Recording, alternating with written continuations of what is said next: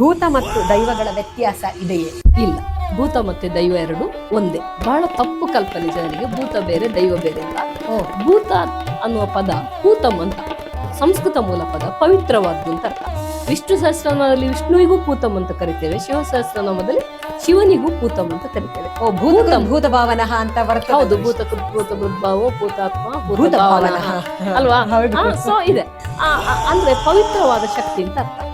ಭೂತ ಅನ್ನೋದು ಇಲ್ಲಿ ಭೂತ ಸಂಸ್ಕೃತೀಕರಣಗೊಂಡು ಭೂತ ಆಯ್ತು. ಭೂತ ಅದು ವಾಸ್ತವದಲ್ಲಿ ಭೂತಾರಾಧನೆ ಅಧ್ಯಯನವನ್ನು ಆರಂಭಿಸಿದ್ದು ಕ್ರಿಶ್ಚಿಯನ್ ಮಿಷನರಿಗಳು. ಅವರು ಅದನ್ನ ಹೋಗಿ ಎಸಿ ಬರ್ನೆಲ್ಲ ಹೋಗಿ ಡೆವಿಲ್ ವರ್ಷಿಪ್ ಆಫ್ ತುಳುವಾಸ್ ಅಂತ ಬರ್ದ. ಯಾಕೆಂದ್ರೆ ಡೆವಿಲ್ ಅಂತ ಬರ್ದ, ಕೆಟ್ಟ ಶಕ್ತಿ ಅಂತ ಬರ್ದ ಎಸಿ ಬರ್ನೆಲ್.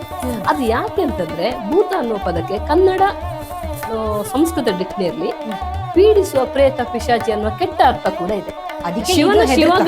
ಶಿವಗಣ ಅನ್ನುವ ಒಳ್ಳೆ ಅರ್ಥ ಕೂಡ ಇದೆ. ಆದ್ರೆ ಅದನ್ನ ಸ್ವೀಕರಿಸದೆ ಬಹುಶಃ ಅವರ ಯೇಸುವಿನ ಆರಾಧನೆಗೂ ಅಥವಾ ನಮ್ಮಲ್ಲಿರುವ ಇತರ ದೇವತೆಗಳ ದೈವಾರಾಧನೆ ಅಂತ ನಮ್ಮ ದೇವತಾರಾಧನೆಗೂ ಇದಕ್ಕೂ ಬಹಳ ವ್ಯತ್ಯಾಸ ಇತ್ತು. ನಡು ರಾತ್ರಿ ದೊಂದಿ ಉರಿದುಕೊಂಡು ಉಗ್ರವಾಗಿ ಆಕ್ರೋಶ ವ್ಯಕ್ತಪಡಿಸುತ್ತಲ್ಲ, ಅದು ಆಯಾಯ ದೈವಗಳ ಜೀವನದಲ್ಲಿ ನಡೆದ ಕತೆ.